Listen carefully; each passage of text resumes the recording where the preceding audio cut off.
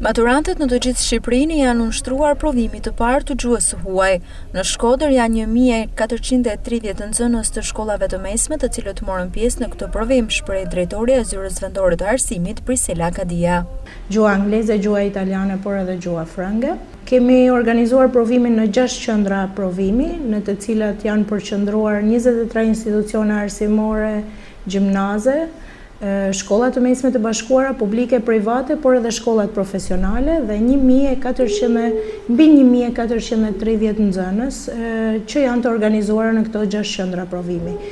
Kemi diku të 90 ca maturant më pak në fakt, por nuk mund të themi që është një shifër as shumë e madhe, por as shumë e vogël, duke patur parasysh që provimet e maturës shtetërore janë provime të cilave u nënshtrohen nxënësit që po mbyllin ciklin e tyre 3 vjeçar, por janë edhe nxënësit që kanë akoma detyrime të pashlyera, kështu që nuk është shumë shifër e matshme në këtë aspekt. 9 nxënës janë me aftësi ndryshe, për të cilët janë marrë të gjitha masat për t'i ofruar kushtet e duhura që të marrin pjesë në provimin e gjuhës së huaj.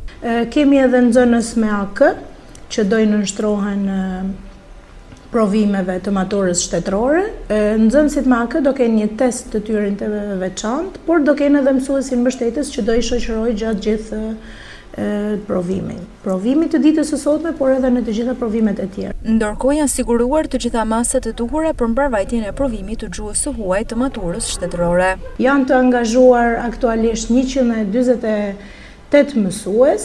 mësues dhe drejtues që do menaxhojnë gjithë procesin ditën e sotme. Është një proces që në fakt ka edhe mbikëqyrjen e përfaqësuesve të Ministrisë së Arsimit, por që edhe në shoqërim në mëngjes janë shoqëruar nga Policia e Shtetit. Ndërkohë, në ditët në vazhdim, maturantët e Shkodrës dhe të Shqipërisë do t'i nënshtrohen edhe 3 provimeve të tjera të maturës shtetërore: matematikë, gjuhë shqipe dhe lëndë me zgjedhje.